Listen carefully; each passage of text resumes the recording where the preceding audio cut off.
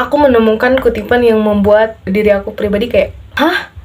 Masa? Dan ternyata memang benar, dan aku pun merasakan itu. Kutipan di buku ini tuh bilang, "Hi everyone, welcome to my YouTube channel. Hari ini aku mau bikin makeup tutorial, tapi makeup kali ini tuh kita sedikit beda dari tutorial yang mungkin beberapa tahun lalu yang aku suka bikin. Kali ini aku mau kita make upan sambil diskusi." Buku yang akan aku diskusikan sambil make upan ini yaitu buku A Guide to the Good Life karya William. Oke, kita langsung aja ke tutorialnya. Pertama-tama aku akan menggunakan Maybelline Baby Skin for Eraser. Aku pakai si primer ini di bagian yang menurut aku pori-porinya terlihat besar. Di sini aku pakai foundation dari Maybelline yang Super Stay 24 Hours Full Coverage Foundation. Buku ini sepertinya memang cocok untuk orang-orang yang sedang dalam fase quarter life, termasuk aku. Memang beberapa tahun kebelakang ini aku sangat-sangat merasa krisis identitas, dan buku ini benar-benar mengguide aku agar bisa hidup lebih baik lagi.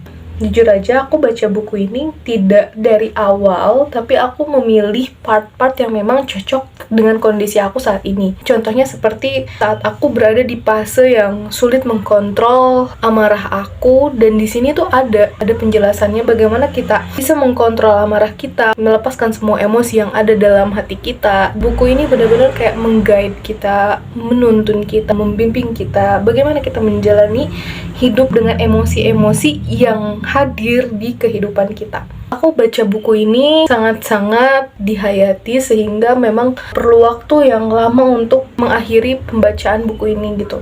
Tapi karena memang aku niatnya untuk enjoy aja, jadi aku tidak memburu-burukan diri aku, dan aku tidak tergesa-gesa untuk segera menamatkan buku ini.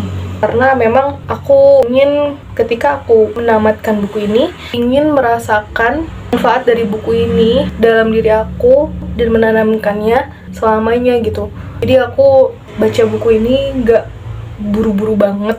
Di sini spesifiknya aku akan membahas tentang bagaimana kita membangun hubungan baik dengan antar manusia. Buku ini memberi penjelasan bahwa sebelum kita membangun hubungan sosial dengan sesama manusia, kita itu harus dalam keadaan yang memang sudah clear dengan diri kita sendiri. Tujuannya kenapa kita harus dealing with ourselves first? Karena ketika kita dalam keadaan yang tidak baik-baik saja, ketika kita belum mengenal diri kita sepenuhnya, belum tahu apakah emosi-emosi yang ada dalam diri kita, trigger-trigger yang membuat kita terganggu untuk menjalani hidup ini, ketika kita belum mengetahui itu, nanti dikhawatirkan kita akan merusak hubungan sosial kita dengan orang lain, sehingga mungkin saja nantinya dikhawatirkan kita dicap sebagai manusia yang toksik. Di buku ini, Stoik menyarankan jika kita akan membangun sosial dengan orang-orang, sebaiknya kita mengenal diri kita terlebih dahulu. Ketika kita sudah memahami diri kita, kita akan menyadari bahwa setiap kesalahan yang dilakukan oleh orang lain juga itu merupakan suatu hal yang memang manusia.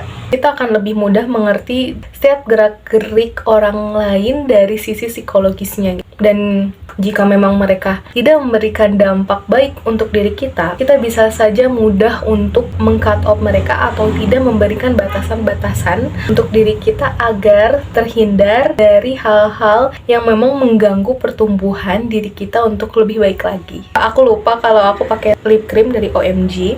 Ini nomor 15 yang espresso kalau nggak salah.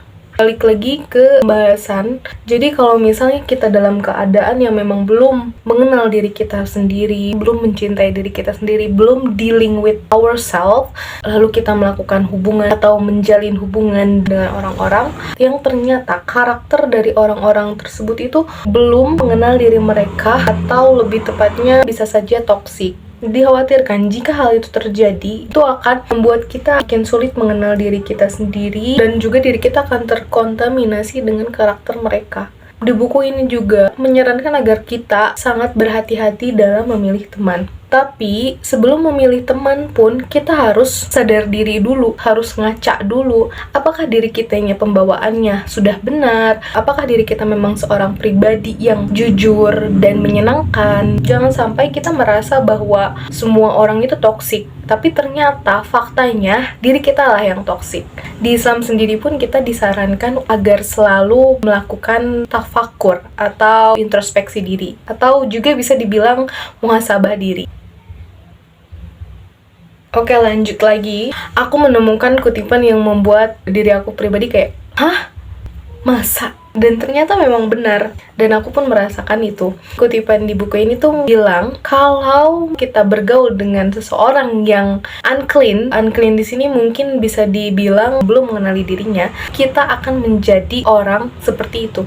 Misalnya, ketika kita bergaul dengan orang pemarah, secara tidak langsung diri kita akan menjadi orang pemarah juga. Ketika kita bergaul dengan orang-orang yang playing victim atau tidak manipulatif, tentu secara tidak langsung kita akan terbawa manipulatif. Maka dari itu, lagi-lagi dalam Islam pun kita diajarkan untuk memilih teman dengan sangat bijak. Ketika kita berteman dengan pandai besi, kita akan terbawa bau besi. Ketika kita berteman dengan tukang parfum, maka kita akan terbawa wanginya. Jadi menurut aku, buku ini sangat-sangat relate dengan Islam. Lalu bagaimana cara kita dealing with ourselves? Pertama-tama, kenali dulu diri kita sendiri, of course. Ketika kita merasakan amarah, kesedihan, kita diharuskan untuk menyendiri.